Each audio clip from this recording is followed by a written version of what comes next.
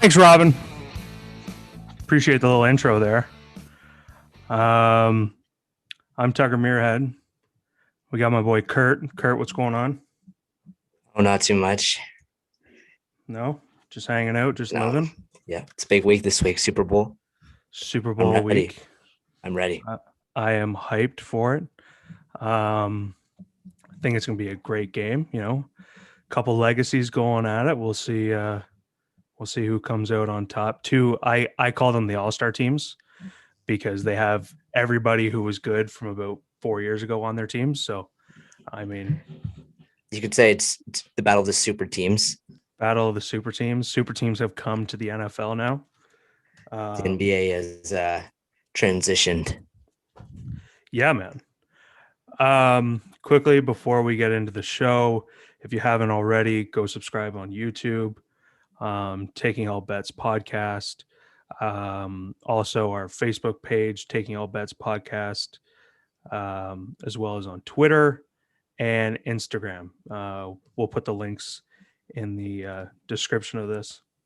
So, we're going to start with maybe the biggest piece of shit in golf ever, Patrick Reed.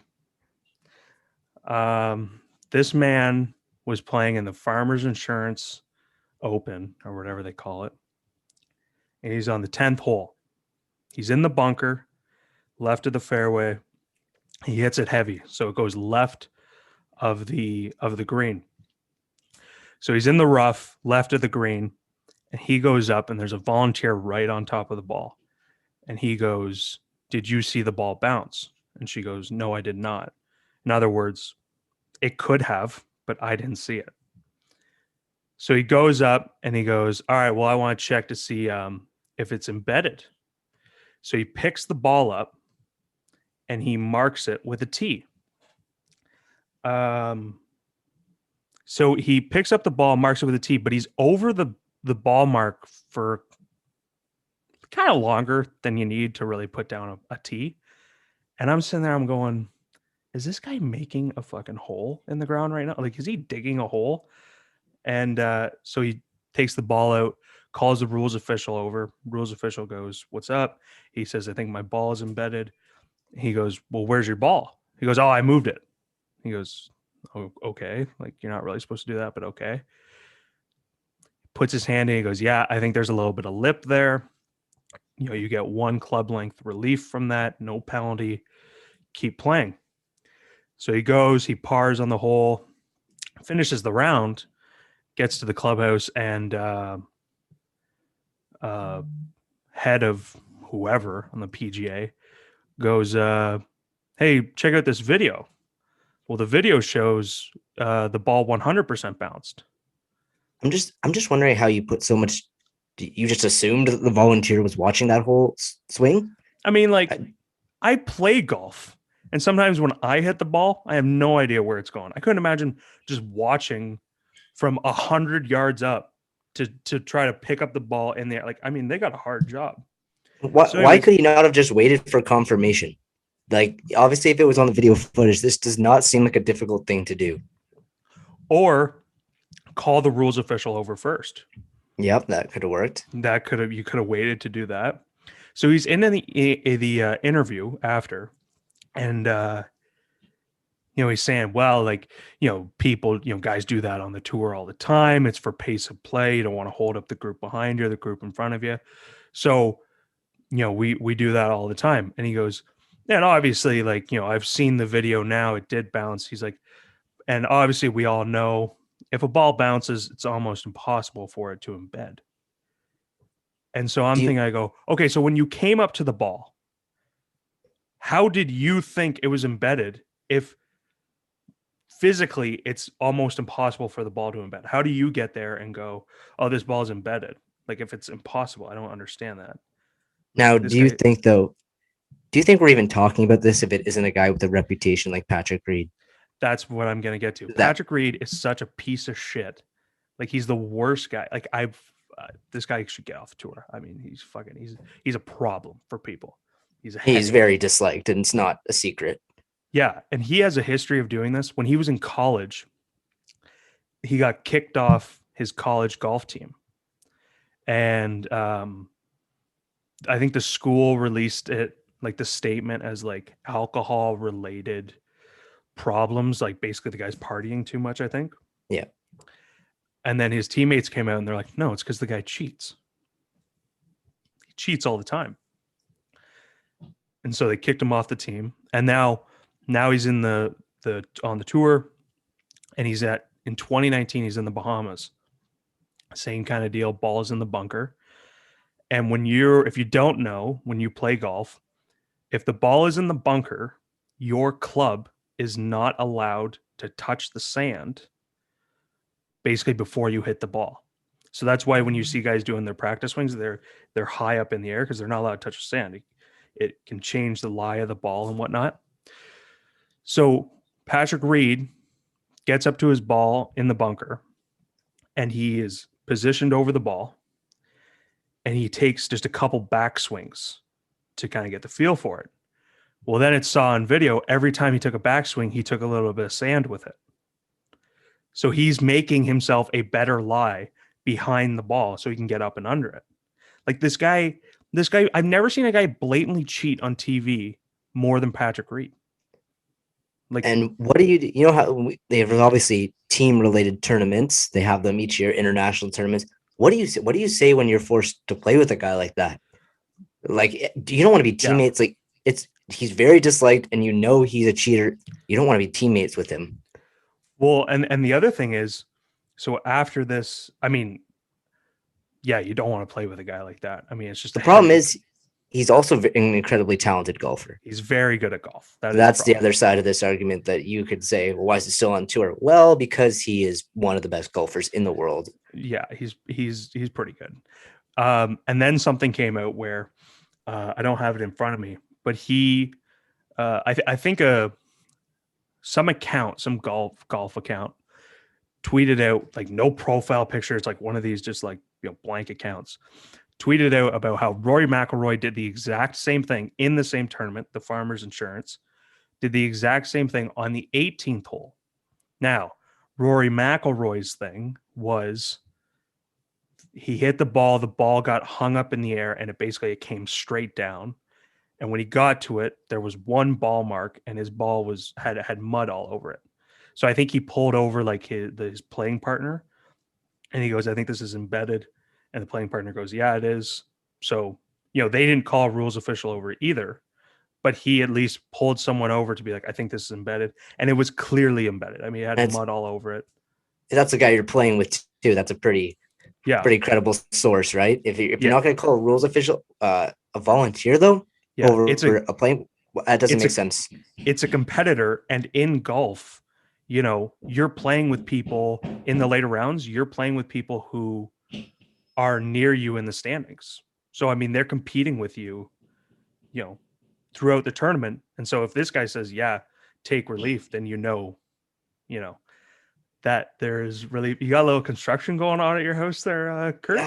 Yeah, apparently. Apparently, just all of a sudden, construction team just showed up. Closet renos. Whatever, we'll just roll through it. Who gives a fuck? So anyways, this Twitter account that tweeted something out about Rory McIlroy did the same thing on the 18th hole and whatnot. That Patrick Reed, like a few minutes later, tweeted the exact same thing, word for word, all capitalized, everything. It's the exact same tweet. And so now people are like, wait, is this Patrick Reed's burner account? Like, is this what's going on? This account has also talked so much shit about Justin Thomas, Rory McIlroy, other golfers on the tour, golfers who, like you say, he's going to play with in the Ryder Cup. So, yeah. And that's exactly goes back to what I was saying about how are you supposed to show up to these guys, look them in the eye, and act like be their teammate? Yeah, like they are really going to work in there. Oh my God. You know what? Give me 1 sec. Okay, I'll talk here. Yeah. So Patrick Reed, I mean, I don't know how, like Kurt said, I don't know how you go and play in a tournament like the Ryder Cup with other guys that you've been talking shit with on your on your burner account. I mean, this guy's just a piece of shit human being. I'm tired of him. I want him fucking gone. I mean, there was a great meme though. I forget, maybe Barstool put it out where he wore black and red on a Sunday and they put what I think I look like on a Sunday and it was Tiger Woods and then what I actually look like and it was like a fat Patrick Reed. Like that was the greatest meme ever. Yeah. So, Patrick Reed, you suck. Want nothing to do with you. We'll move on. The Rangers, New York Rangers. Now this is an They interesting one. they got some problems in the Big Apple. I mean, Tony DeAngelo, he might be the number one villain in hockey right now. Now, this is, you know what, similarly to Patrick Reed, this is not his first incident, very far from it. And he has built himself a reputation of also being not, I guess we'll say, the nicest person. No. I mean, you can do with that information what you like. That might not be everyone's opinion, but it's rumors that have gone around in the past, especially recently. He's been kind of known to be what they would call almost a locker room cancer, you would say. Yeah, and he is spreading quick. Yeah. He's spreading quick. He, for those of you that don't know, Tony DeAngelo is a very good defenseman that plays for the New York Rangers. Now, Tony had a really good season last year. He signed a 2-year deal with New York. This year, he's been really struggling. I think he was like, his last game was it Pittsburgh? I think it was Pittsburgh. I think it was like a -4 or 5 in the game. So I mean, he's been having a tough go. He's been frustrated. It was their 5-4 overtime loss, which that was Pittsburgh. Yeah, I think So it was, he was frustrated with the way he was playing, and basically it escalated. So I guess in the overtime period, I think him, Panarin, and maybe Zibanejad, they're out on the ice and they get trapped in their own zone. I think Crosby's line was out there. They get trapped in their own zone. There's a miscommunication between the goalie, Alexander Gorgiev, and Tony DeAngelo. They go to clear it. They can't clear it. Pittsburgh comes back. They score the overtime winner. Tony DeAngelo is red hot. This spills over into the hallway going towards the Rangers locker room. Now, there's conflicting stories here. Kurt's heard one side. Kurt has heard one thing. I've heard another. That Tony DeAngelo and Alexander Gorgiev were going at it so hard that I heard Alexander Gorgiev hit Tony DeAngelo in the face. He punched him. But you heard what? I heard it was basically they were in a confrontation, confronting each other about it, and it got a little heated, and clearly Tony was maybe in the wrong based on the signs of it, as I heard that Chris Kreider punched him. So Chris Kreider is a respected guy in that locker room. I mean, he's been there a while. Well, here's another thing when I was thinking about it. So does that mistake? If I'm not mistaken, they don't have do they have a captain right now? They don't have is it? I don't think so. I don't think they do. So you would think, if I'm just doing the math in my head, he probably is the last one because now Mark Stahl's gone. He's probably the longest standing Ranger from maybe those playoff teams. You don't have McDonough. You don't have obviously Girardi. You don't have Stahl. You don't have St. Louis, guys like that. Yeah. All of those guys. Lundqvist is now gone. Mm-hmm. So if there's any leader in that room, it probably is Chris Kreider. Mm-hmm. And so if he's getting involved in an incident like this, you'd have to think that this was a big deal. Well, sorry, go ahead. I was going to say, I mean, obviously it was a big deal because he no longer plays for the Rangers. Yeah, so immediately after that, he got sent down. He got sent through waivers. He cleared waivers. And then the GM of the New York Rangers said Tony DeAngelo has played his last game with the New York Rangers. Clear cut. He's done with us. So now they're trying to trade him. I hear there's a lot of interest in him. I don't know why. He's had problems like this forever. He had problems in junior with abusing officials, and he got suspended, and then he was with Phoenix, I think, and he got in Tampa. trouble He there. was drafted by Tampa. And then did he go to Arizona after that? I think he just went from Tampa to the Rangers. He was traded Okay. there. Okay. So he he's had problems there. Um and then I read that, throughout the past few seasons, they've had to bench him basically to maturity issues. I don't know. He quits playing. I don't know what he does. Um, but I don't know if you've heard this. So this has been building up with Tony DeAngelo for a while with the New York Rangers. I read that Keandre Miller, is that how you say his name? Keandre or Yeah, Keandre? Keandre. Yeah, So he's a defenseman for the New York Rangers. Rookie, good prospect. Good prospect. Good young American defenseman. He scored his first goal against the Buffalo Sabres. Okay. I think Tony DeAngelo went and collected the puck from the net. Now, obviously, what normally happens is if you score your first goal in the NHL, they collect it, give it to the trainer. The trainer will write the date, who it's against, first goal, shit like that, and you take it home. Well, I guess Tony DeAngelo wouldn't give it back. He was keeping it, and it almost got out of hand. Some are saying no, he had it and he immediately gave it back.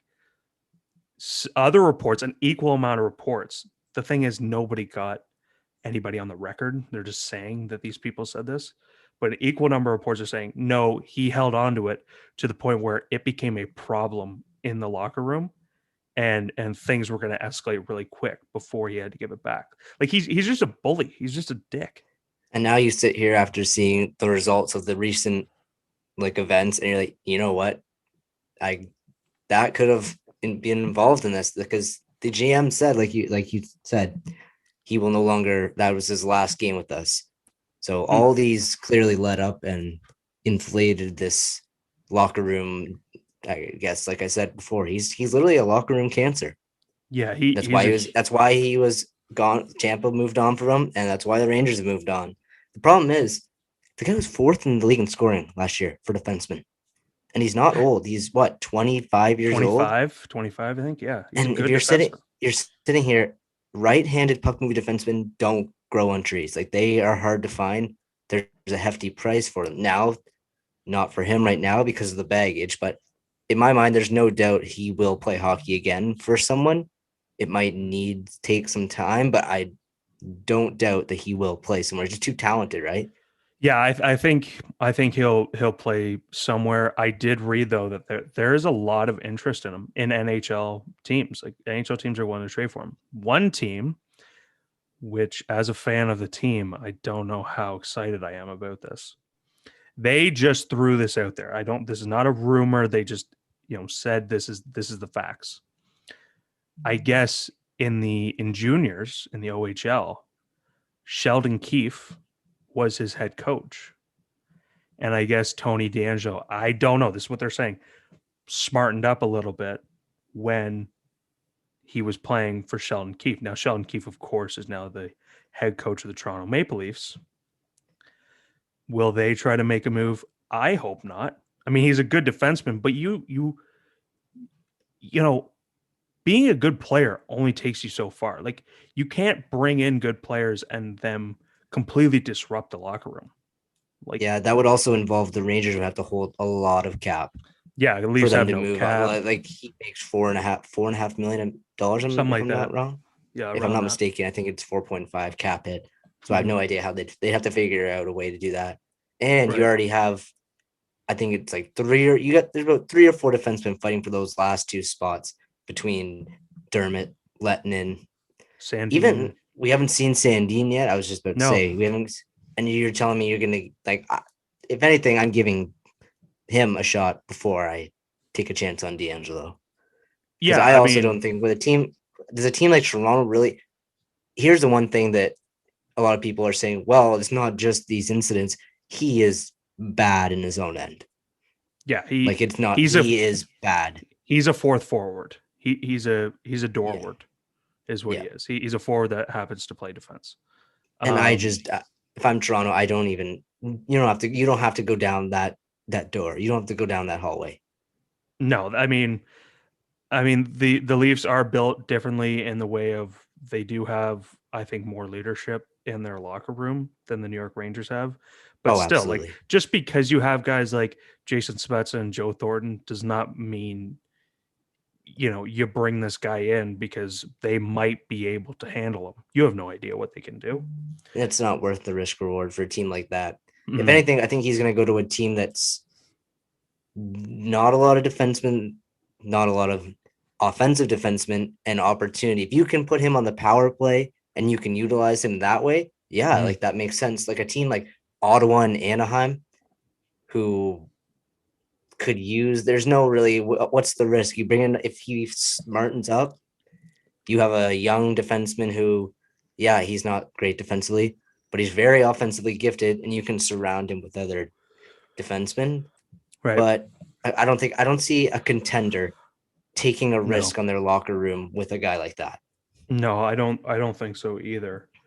Um I can't see why anybody who's in a solid position already Yeah. would want to take a chance. But he is not the only trade rumor out there.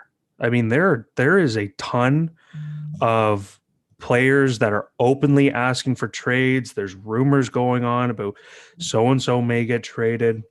I mean, we saw Lane and Dubois get traded for each other. That was a I really like blockbuster. that.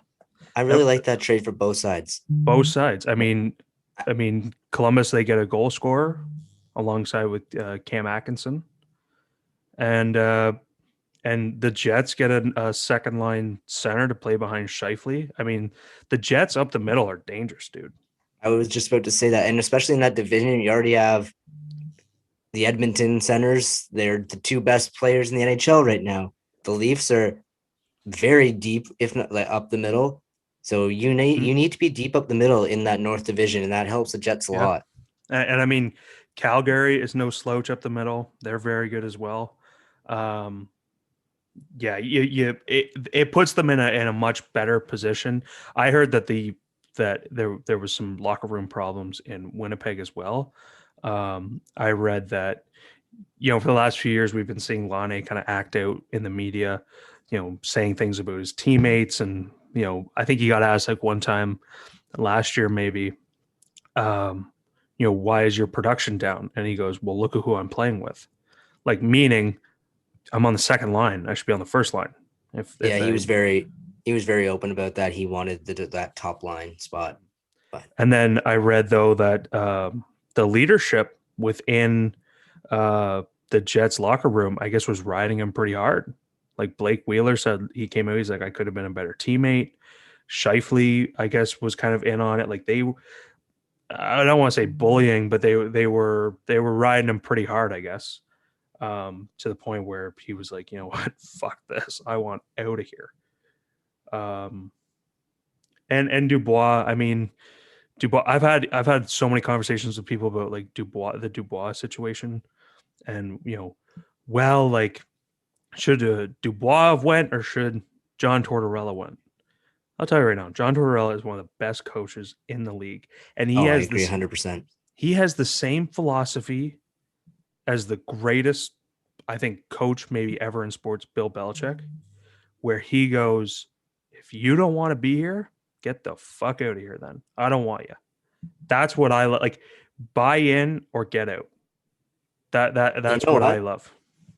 And you know what? I was on the fence about how I felt about Dubois' situation, and I was kind of leaning. I was like, you know what? Maybe Tortorella was really hard on a young player who's still trying to find his he's trying to find his full potential, right? Like Dubois has shown he kind of went through a down year. Then he was really good in the playoffs, but his Really rookie good in year the he was playoffs. good. He was good his rookie year, a lot of points. Then he went down. His production was it's a little bit all over the place. Then I watched that highlight that shift That against shift, Tampa, that was and fucking brutal. I said, wow, you know what, now I am siding with Tortorella because, Yeah. like you said, I know how Tortorella teams play. and it works. Mhm. It works. I mean, we watched the playoffs the last couple of years. They've been a team that has come in. They are not an easy out. If they get in, they are not an easy out. And that's why his philosophy.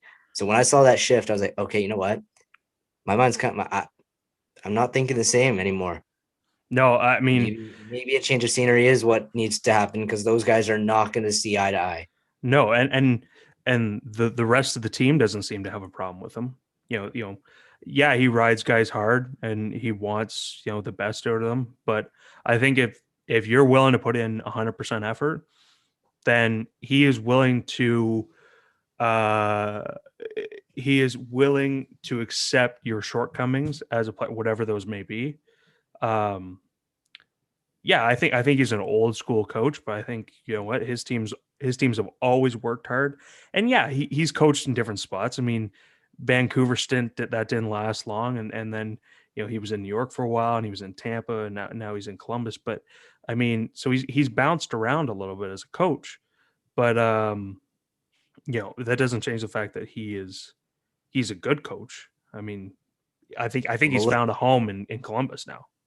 oh yeah, and look how successful. Like he won the cup in Tampa, correct? Yep, in And '04. The Rangers, there was a Stanley Cup final. There was a Mm-hmm. few conference finals, meant a Mm-hmm. lot of semifinals. Like that Mm-hmm. was a long tenure, and a lot of them were successful. Yeah, So, yeah, he like you he said, it's that he philosophy. he also has the best sound bites ever on it by Yeah, ever. I mean, yeah. he's fucking electric on the mic. Um, so you mentioned them earlier, Draisaitl and McDavid. Those two guys are tearing it up. You know what? Every time I say these guys can't get any better, they just seem to be better. They just get I'm better. trying. Like I don't have the numbers in front of me, but I was looking at something the other day. It's if I told you that every year Connor McDavid, every season, his points per game has went up, what would you say? Would you believe that? That's how It, and his numbers are amazing every year, and that's it, incredible. if anybody, I don't know the last time somebody cracked 150 points. It might have been Yager. Um, if somebody was to do it, it would be Connor McDavid. Like, I mean, like those two, they're going to push for 100 points in a 56 game season. They're already at 24 and 22 apiece. McDavid's at I 24, Draisaitl's at 22. I saw something. Now I don't know if this is still correct, but a few days ago, I think combined the two of them had 42 or 43 points or something like that. The entire Anaheim Ducks roster had 41. I saw that as well. That's absolutely insane. That's crazy. That is so crazy to me. You know what's even crazier? Hmm. The fact that the Oilers are still a bad hockey team. They're And so fucking bad. they have those two players. Like that is difficult to do. They're so bad, man. Like I mean, it's like this for every team, but you take those two players away. They're fucking top 5 pick in the draft. They are terrible at hockey. I think they are the worst team in hockey if you take those players away. Well, Ottawa's pretty bad. Yeah, they're tough to watch, but Ottawa's a tough watch. But yeah, they are not a good team without those two. We're gonna shift gears, I guess, here a little bit. We're gonna talk talk a little basketball, talk a little Brooklyn Nets, Brooklyn Nets say talk a little bit defensive fundamentals. If you want to watch a defensive clinic put on by a basketball team, I gotta tell you, if the Brooklyn Nets are on TV, turn the channel because they do not play any semblance of defense. They are the worst defensive team I've ever seen. They are on pace, I think so, still, since the James Harden trade, to have the highest rated offense of all time and also the lowest rated defense of all time.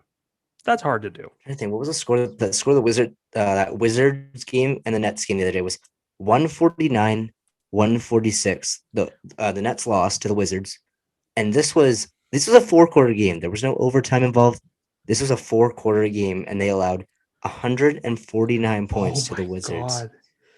The That is Wizards, difficult to do. dude, the Wizards scored 48 in the fourth quarter.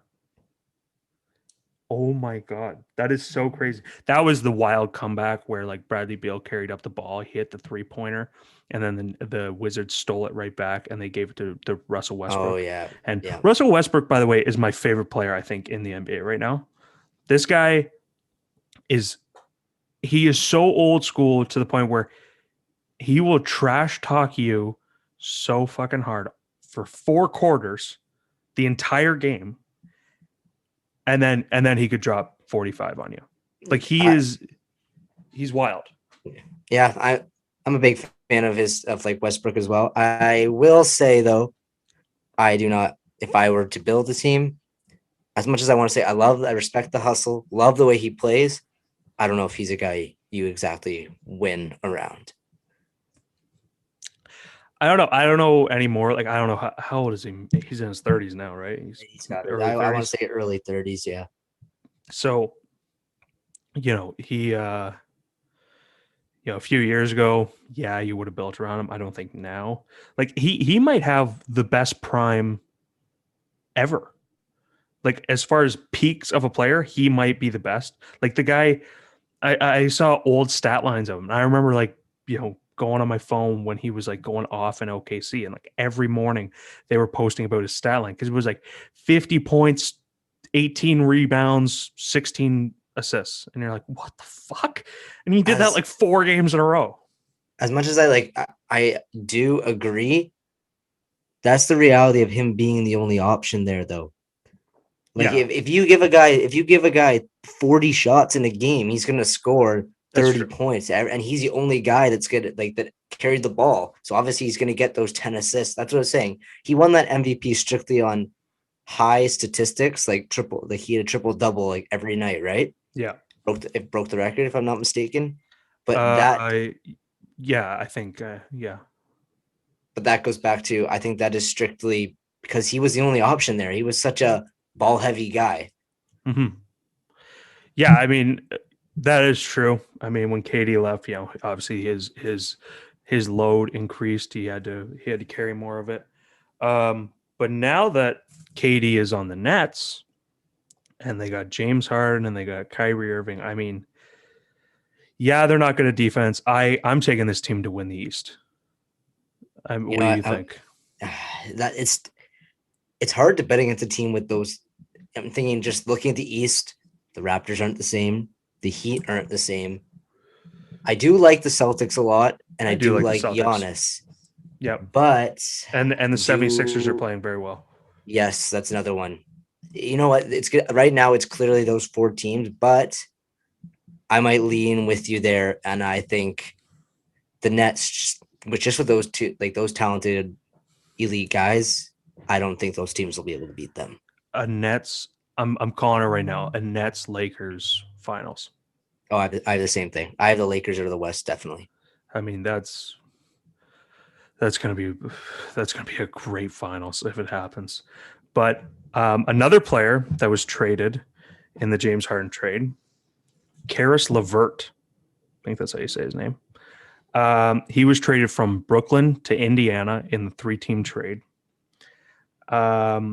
He showed up in Indiana, was going to get his physical, and they discovered a mass on his left kidney.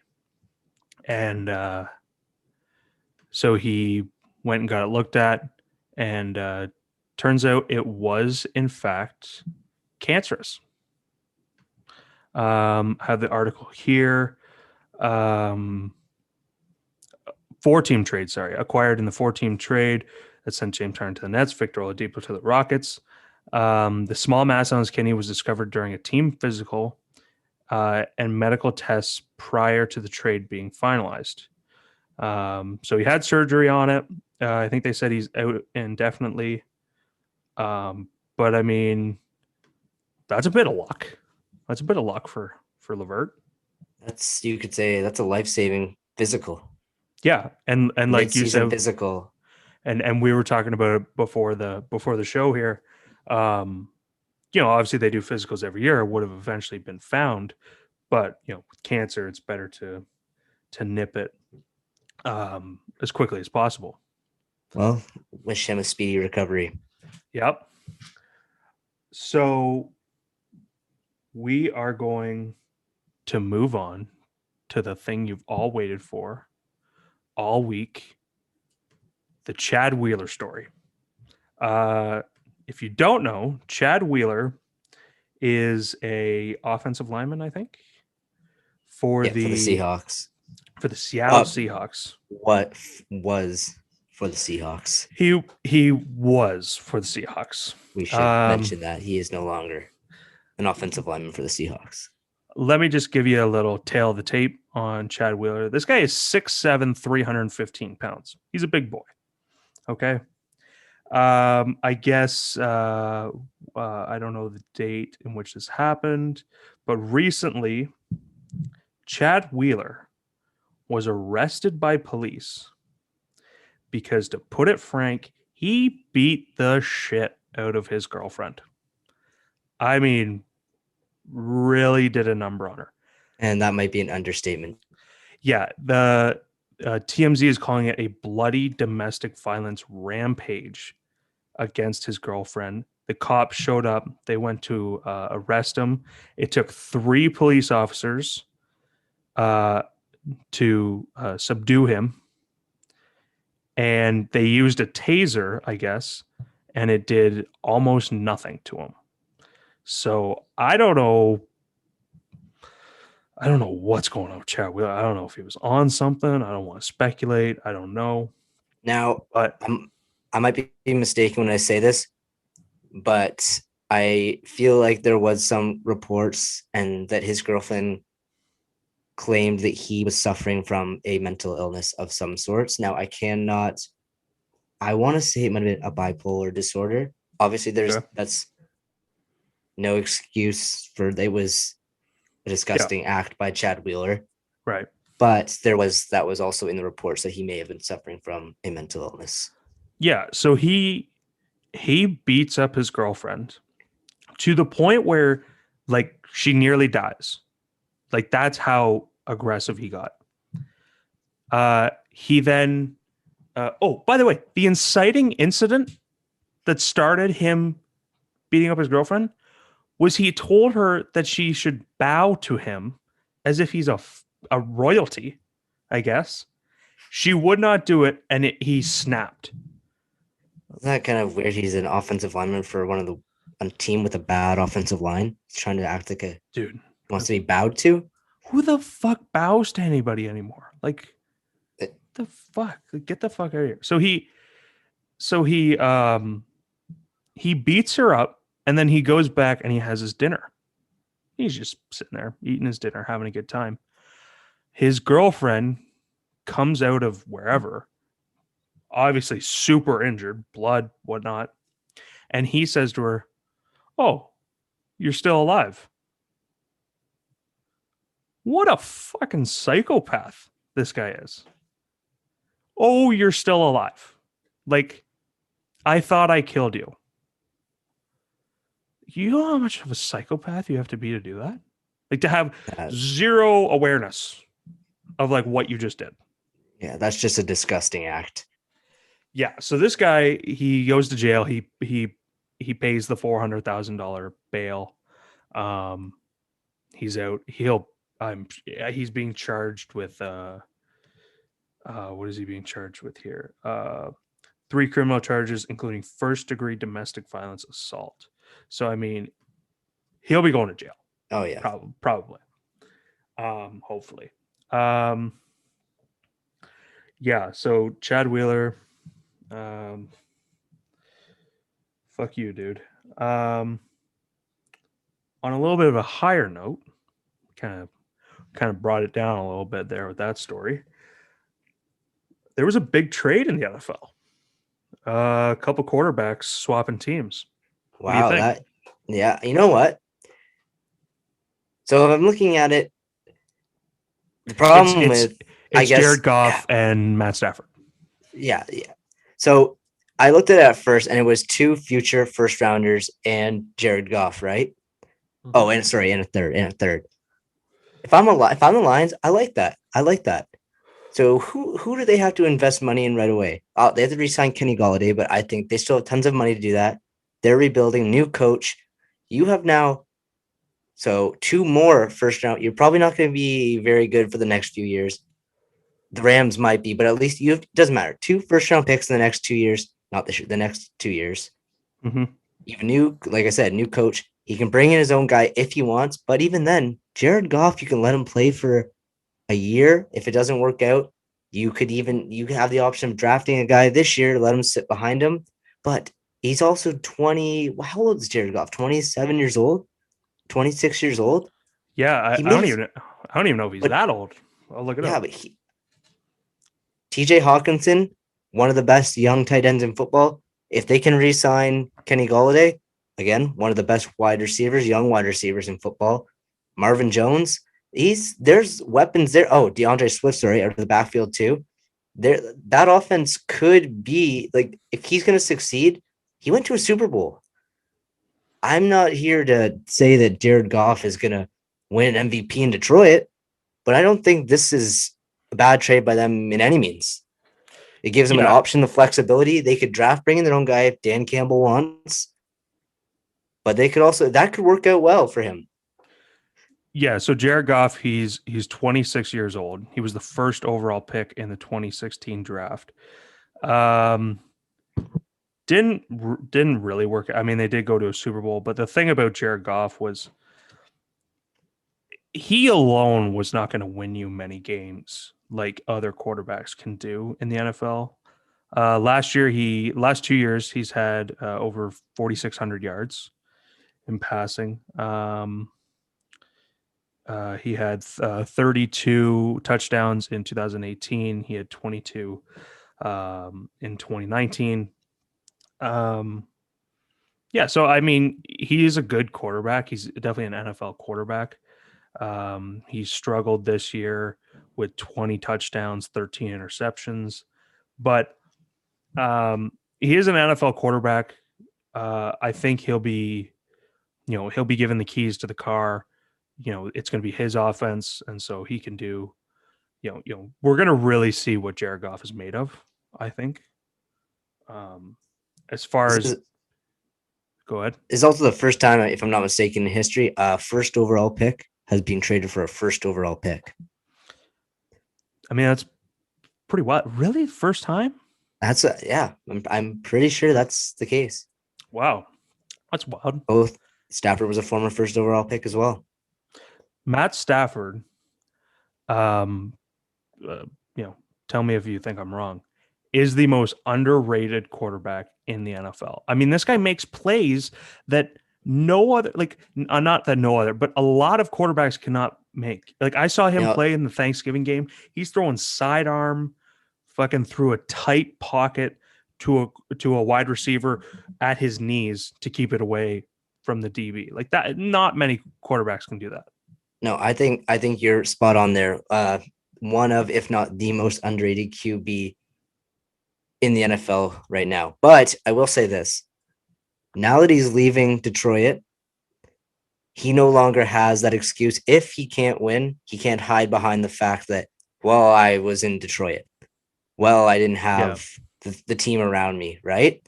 Mm. That's gone. So Matt Stafford has to deliver. If they go in and they lose in the first round this year, and they do it next year, this trade, it's a lot. Los Angeles, that's a bad trade for them. And Matt Stafford, now he'll go from being underrated, I think, to overrated if that happens. Matt Stafford, I think, on the Los Angeles Rams is going to be a problem for the rest of the league. I mean, you put that defense with Think about that that good of a division. quarterback. Yeah, it's a good division. That's the best division. Yeah. Um, I think he's going to play well. I mean, I can't see how he wouldn't unless he just completely implodes. Um, but yeah, I'm excited to see what the Rams can do. The Rams have bet the farm though. Yeah. They won't have a first round pick. I think it was from 2017 to 2024. 3 or 4, yeah. they wouldn't have had a first round pick. Like that's Yeah. so. I mean, it's not exactly the recipe to sustain a successful long-term franchise or winning franchise, but well, and we'll I get see. it. I mean, Yeah, if you have a guy like Aaron Donald, you have the best defensive player in the league in Aaron Donald, and then you have Jalen Ramsey to go with him. I mean, your defense is probably the best it's ever going to get with those two players. So yeah, I don't doubt that they think, hey, we need to win in this year no, or and next year. yeah, and your job if you're management there is keep that window as open Mhm. as long as it can be, right? And if that's what you have to do, Matt Stafford's the guy because it clearly they didn't feel like it was open with Jared Goff. Yeah. I'm excited to see what they do, man. I think it'll be fun. There's another quarterback that it's inevitable he's getting traded. Deshaun Watson. Uh, this cat, I mean, he's so good. You put him on a good team, he might be the best quarterback in the league. I think he's the third best quarterback right now. You got Mahomes, Rodgers, and probably Deshaun Watson. Like, and he's on a terrible team. Like they Terrible. trade away his best receiver, DeAndre Hopkins. But last year, um, he led the league, or this year I should say, he led the league with 4,800 yards. He threw for 33 touchdowns. He only had 7 interceptions on a bad team. And this guy is not just a pocket passer. This guy can run. He can make plays out of nothing. When I saw him play the Patriots, I mean, he was a one-man wrecking crew. Yeah. When I was looking I saw the Stafford Goff trade. I thought, can you imagine the package that someone like the Texans can get for Deshaun Watson? Just think about that package, what it's going to take to get him. Oh, multiple first round I'm picks. talking like 4 first-round picks. Yeah. There was oh fuck, now I can't remember it. It was a trade. Young quarterback and picks going to Houston, and then Deshaun Watson going in return. Here, I'll just try to look it up real quick. Are you talking like Tua? It might have been Tua. I've heard there's been a lot of rumors about that. Still not convinced. I think he's. I know a lot of people after that season he struggled. They're off the Tua bandwagon, but I still got hope for him. He's too talented to just fold like that. I think he'll be all right, and I don't think they're done with him either. No, I think I mean it was his rookie year. They also with the injury recovery and stuff. Knowing all that too, for them to draft him with that injury, take the time with his rehab and everything, give him that opportunity. I don't think they trade him like that. But also at the same time, you quarterbacks like Deshaun Watson don't become available every day. No. So that's if there was a situation where you're sitting there, we're going to trade our first round pick. Yeah, that might be the one guy I'd be willing to do something for, but I'm not convinced that they will do that. Yeah, I don't know who's going to get him. I mean, I'm a Patriots fan. I hope the Patriots get him. I mean, he's a game changer. Oh, absolutely. And I mean, but who knows? Like, I mean, Matt Stafford, I guess, came out or let management know that he would accept a trade to anyone except the Patriots. So, maybe, Belichick is growing old on people. I don't know. I still love him. I'm a ride or die with Bill. But speaking, go ahead. Wait, when we're on the subject, did you see the news possibly leaked text messages on Twitter about a possible Andrew Luck return? I did not. I was on Twitter last night, and there was a source close to Andrew Luck. It looked to be a conversation between Matt Stafford's wife, if I'm not mistaken, and a close friend, who was then in these texts must have been revealed to her friend but they were talking about Matt Stafford was in communication with Jim Irsay and how he missed football. And if he wants to go back, this is the first step. And they were pretty convincing. Now, obviously, these aren't a source confirmed. Like no one has confirmed these text messages. I just want to say too, that person, if these weren't given permission to send out, they're a piece of shit. That is the privacy of Matt Stafford. Yeah. That's an attack on his privacy. I just feel bad for the family. If they were given permission to give those out, then that's a different story. But either way, I think I said Matt Stafford. I meant Andrew Luck. Andrew Luck, but yeah. Andrew Luck, people for that guy when he was playing was a top 5 quarterback as well. He was very good. And the Colts had an incredible year with Phil Rivers. Without him. Yeah, without him. Yeah, with Phil Rivers, an aging Phil Rivers to say. If he comes back, that's a Bible Phil. Team. Bible Phil, as I call him. Father Phil. If he comes back, that's a huge plus. I mean, obviously I would think he would come back for the Colts. I mean, I think he's still under contract. I don't know how that all works. But yeah, so I mean, he would come back for the Colts, and the Colts with the roster they already have. I mean, look out. Yeah. Look out in the AFC. Yeah. Actually, I forgot about one name in Houston. Everybody just wants out of Houston. I guess it's just not a good place to be right now. JJ Watt. There's rumors, or did they confirm that they're going to part ways with him? I don't know. I don't think they confirmed it, but there were strong rumors. Mm-hmm.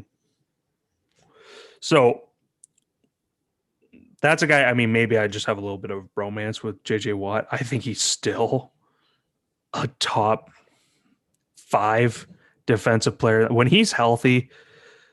When he's healthy, and you're watching the Houston Texans, keep your eyes on JJ Watt.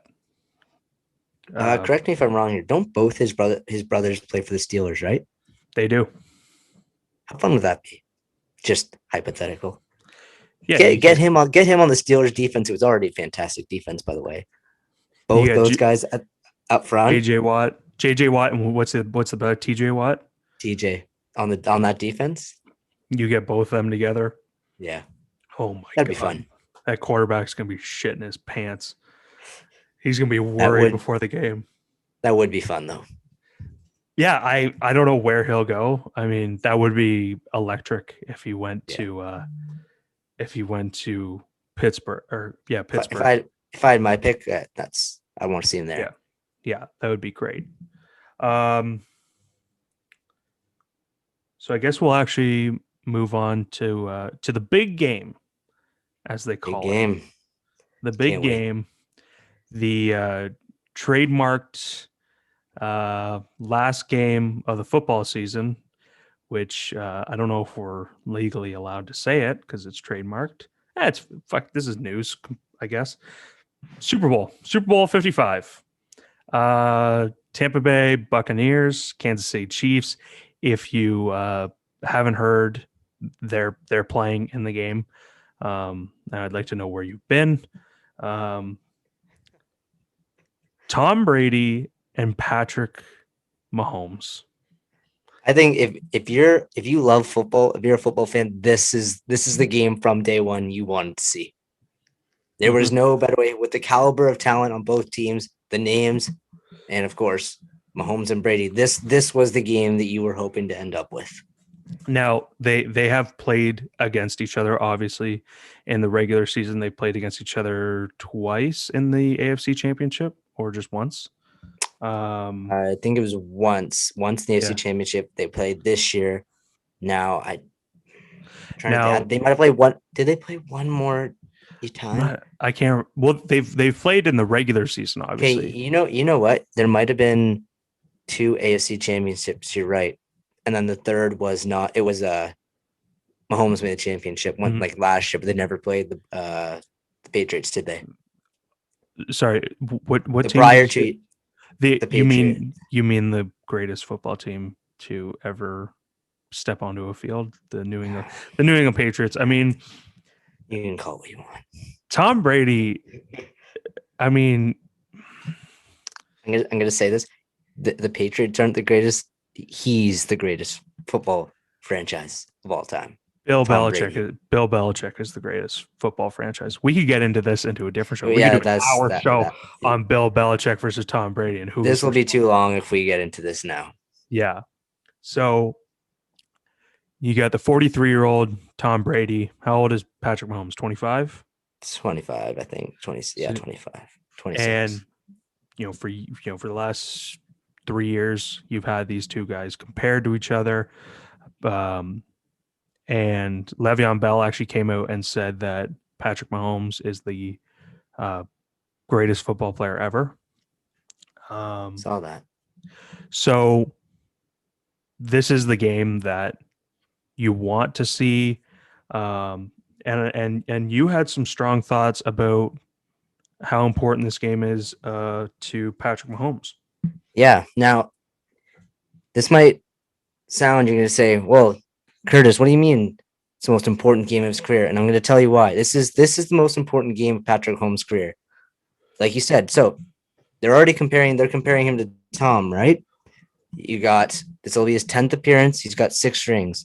Patrick Mahomes now, this will be 2 for 2 straight. Yep. If he has any chance of ever catching Tom Brady, you have to win this game. It is difficult enough to get back to the Super Bowl 2 years in a row, let alone do it 4 more times or 7 more times. And if you lose this game to Tom Brady, give him another championship, it's impossible that you won't catch him. And the comparison will always be that even if Patrick Mahomes, let's say Kansas City loses this game and Tom Brady picks up his 7th Super Bowl. Even if Patrick Mahomes was to win 6 more Super Bowls after this and tie Tom Brady in the amount of Super Bowls that they have, there will always be that, but he lost to Tom Brady in the Super Bowl. Yep. And he lost not to a prime Tom Brady. He lost to a 43-year-old Tom Brady. Who I might say looks like he's in his prime, though. Well, not in that second half against the Packers. That was tough. Yeah, it was a little tough. I mean, you got your Bucks gear on right now. Like, you're looking sharp, bud. I'm told you, I'm ready. I've waited. It's been a tough few years. Yeah. Like this, it has been a long road, I might say. Yeah. So I'm not taking this lightly. I am very excited for this Sunday. But very nervous. Very nervous. Yeah. But as I said, Tom Brady in the second half of the Packers, the conference championship game.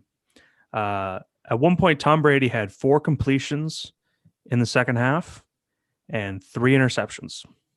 It was a rough stretch, but that being said, the Bucks defense shut down Aaron Rodgers, who will most likely win MVP of the National Football League.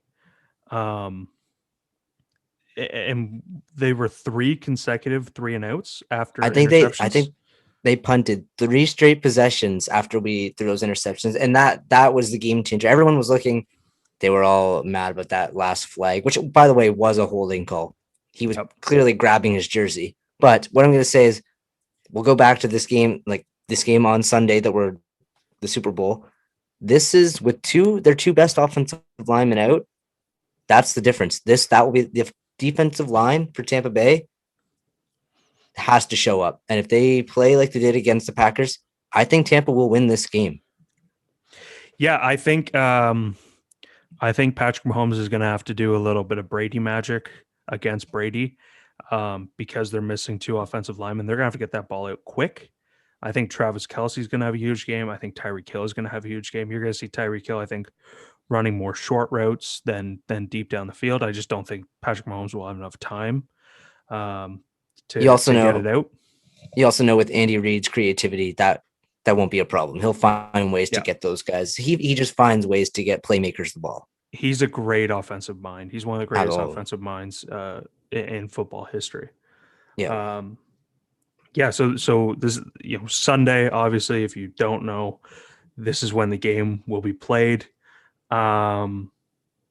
It's it's one of the biggest games for both of the guys' careers. Obviously, it's bigger for Patrick Mahomes. I think that the game right now is more about Kansas City than it is Tampa Bay. It will be, can Kansas City figure out Tampa Bay's defense? Can they make up for the losses on the offensive line? So there's a lot of things that I think Kansas City needs to figure out. I think the storyline too is set up perfectly. You got Brady ending what has been obviously probably the greatest career we've ever seen. Also, dynasty, the Patriots, he was there through that dynasty. Now he's in Tampa, but Patrick, it looks like if Kansas City is to win, they're kind of taking over, right? They're that next dynasty. The storyline set up for that to happen. If Patrick Mahomes comes in and beats Tom Brady, it's that passing of the torch. It's the next man up. He's taking over. It's his league now. Yeah, I think this is gonna be an absolute slugfest among the offensive sides of the ball. I think it's gonna be a high scoring game. Now, historically, if you're betting on the game, you always take the higher rated defense. I remember, I think it was 2015, the Panthers were playing the Broncos in the Super Bowl, and the Panthers had the number one offense, and the Broncos had the number one defense, and we know how that worked out. I mean, Von Miller had the game of his life, and the Broncos won that. So they always say, take the better defense in the Super Bowl. Right now, the Bucs have the 6th ranked defense in the NFL. The Chiefs have the 16th ranked defense in the NFL. The Chiefs have the number one offense. Bucs coming in at number 7. So what do you think about that? That's going to lead me, if I'm taking a score here. I told you this earlier when we were talking about this. I'm going to ride with my guys 31-27. 31-27, eh? I think we'll put up points, and I think that defense has hit a stride as well. Getting Vita Vea back is huge. That defensive line is clicking against an offensive line that is hurt right now. Mm-hmm. They'll get their points, but I just don't think it'll be enough. We've scored 30. I think we're gonna win at 31-27. I'm calling it probably about a 38-36 win for Kansas City. Very high scoring. I think it's going to be very high scoring. I think it's going to be a close game. I think it's going to be very high scoring. I think I think either way, whether Tampa Bay wins, I think it's not going to be a blowout by any means. I mean, yeah, no, who knows? I don't see a difference of more than 4 points max. I think I'm saying 4 points max. Yeah.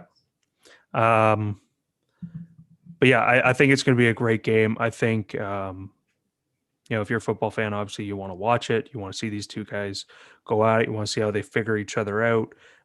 It would be something if, Pat Mahomes, if he gets the ball first, marches downfield, gets a touchdown, Tom Brady's got to answer. And if he does answer, I mean, we are in for a hell of a ride in that game. I got to say that. It'll be fun. So you want to get into some picks for the game?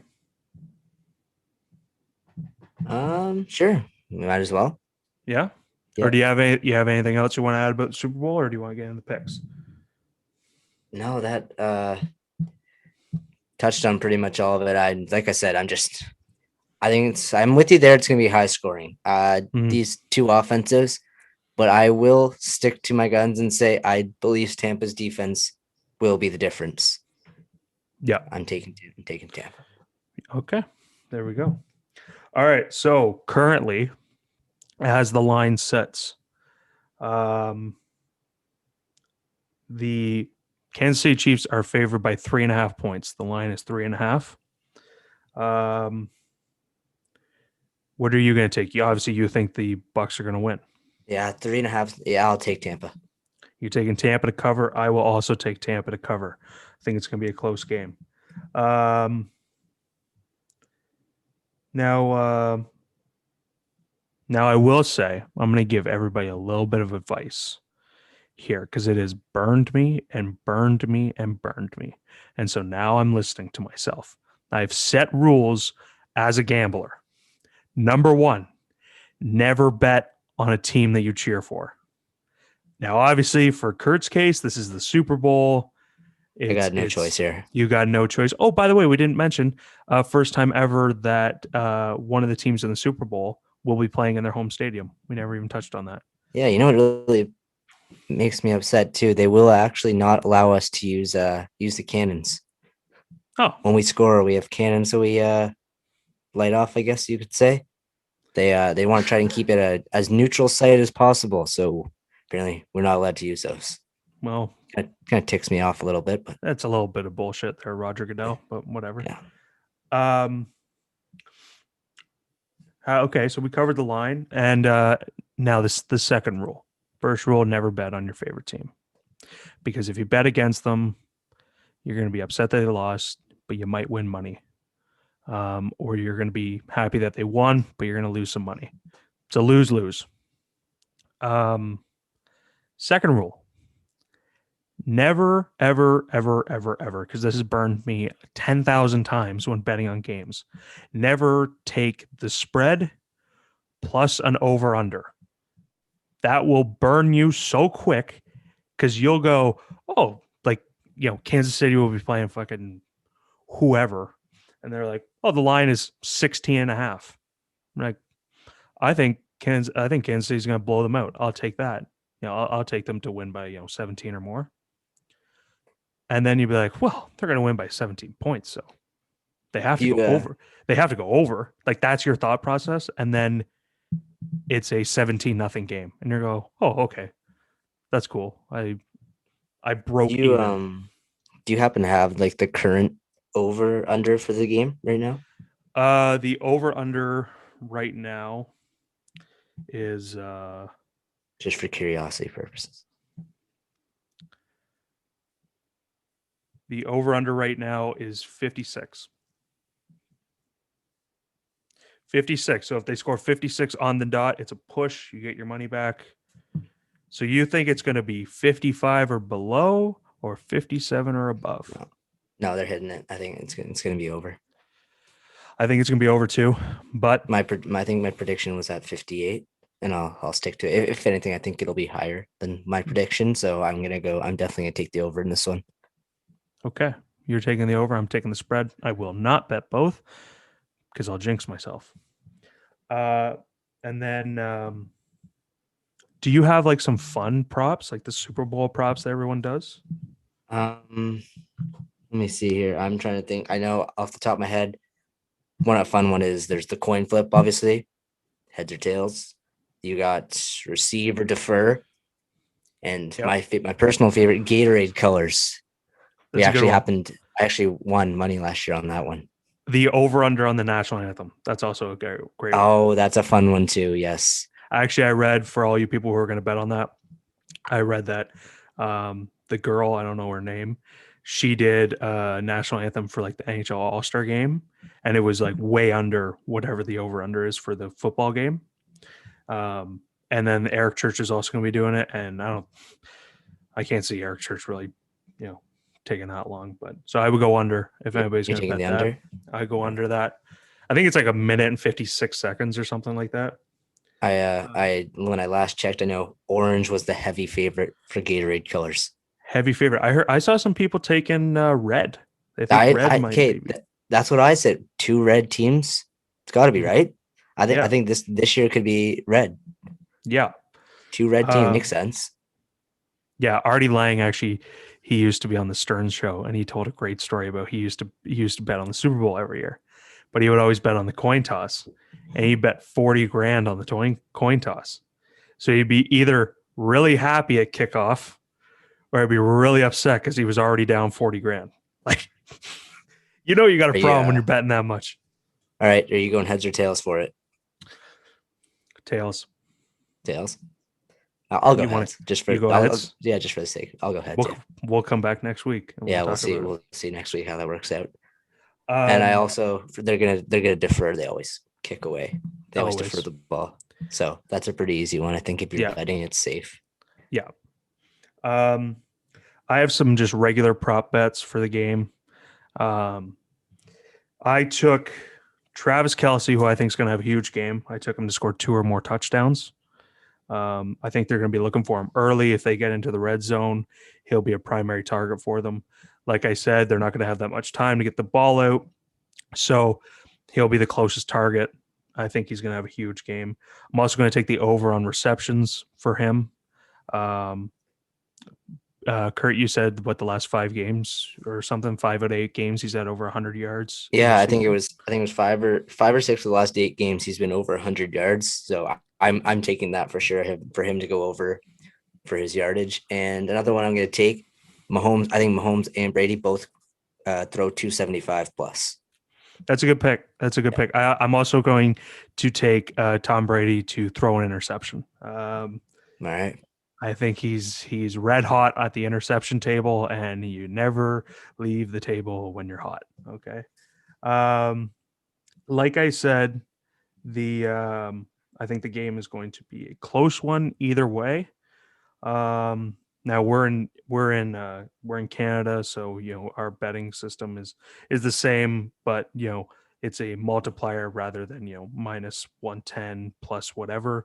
It's just a multiplier effect. So I took a winning margin of 1 to 6 points for both teams. The odds on that, Kansas City winning by 1 to 6 points is 4.5 is the multiplier. For the Bucks is 5.5. So I feel very comfortable betting on both teams an equal amount and knowing that if I lose on the other one, well, I'm going to make, I'll hit the other one hopefully, and I'll make money.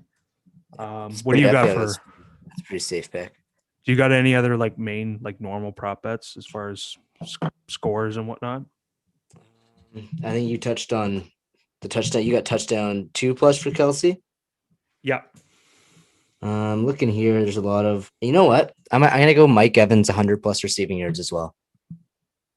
Okay. You think Evans is gonna have a big game, eh? Yeah. I this is Mike's time. This is Mike's time. Okay. I got a fun little question for you. Did you see for the halftime show, The Weeknd is spending $7 million of his own money on it? Oh, that's another good prop bet, actually. Sorry. Halftime. Yeah, there's a lot of halftime ones. So the halftime one is, will The Weeknd change outfits?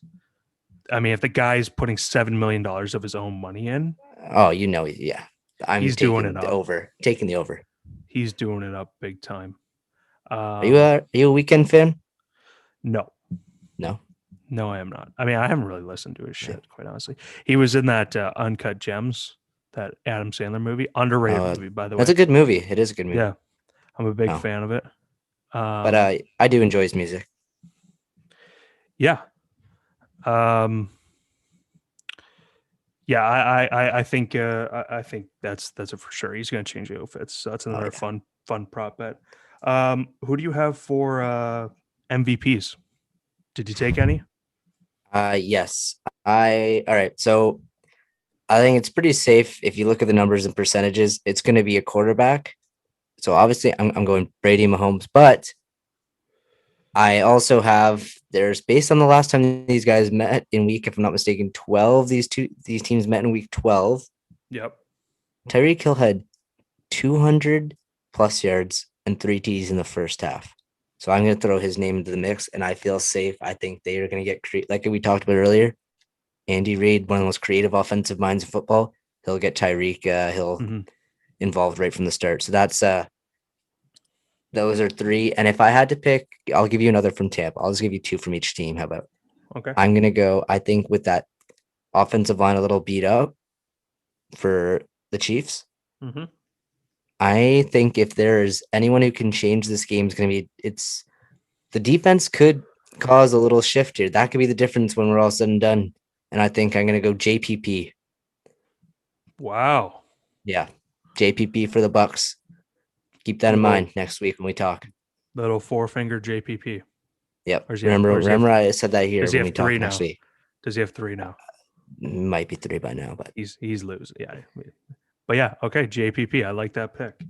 For myself, I'm diversifying my picks on this. I'm going to take Mahomes and Brady. Obviously, I think more. It most of the time it is a quarterback. So I'm going to take them. I'm also going to take Tyrann Mathieu from the Kansas City Chiefs. I think if Tom Brady, quite honestly, I keep harping on it, but if Tom Brady keeps, he was mistaken, gold and yellow for white and red last game. I don't want to know what he does when he mistakes, red and white for white and red. I mean, that's going to be a problem. So I think he could have a big game. If he gets some interceptions, that's a long shot. Obviously, I think it's like 26-1 or something like that is the odds. And I'm going to go with you with Tyreek Hill. I think he's another good I pick. feel confident about that. I think he's gonna have a good game. Yeah. Before we end this topic though, Super Bowl, I just want to let you know the Bucks have not lost a game this year and we scored more than 30 points. Just throwing that out there. It's an interesting stat. So just remember my 31-27 prediction and my JPP MVP. Okay. So when we talk next week, remember that. That is an interesting stat. I really like that. All right. Well, we appreciate everyone for listening to the inaugural episode of Taking All Bets. It was a lot of fun, Kurt. Yeah, this was a lot of fun. Yeah. So we're gonna do it every week, whatever. I think we're gonna try for Friday, right? Friday releases. Yeah, I think Friday seems that's what we agreed on will work best. Yeah, and we'll try to get we'll give you some picks for the weekend. Yeah, so Friday releases, for right now, we'll see where that takes us. Yeah, so Super Bowl on Sunday. Again, thank you everybody who has listened to this. Go follow all of our accounts in the description. Links will be provided there. Follow, subscribe. Yeah, so we'll see you all next week. Yeah, look forward to talking to you guys next week. Yeah. All right. This has been Taking All Bets podcast. See y'all later.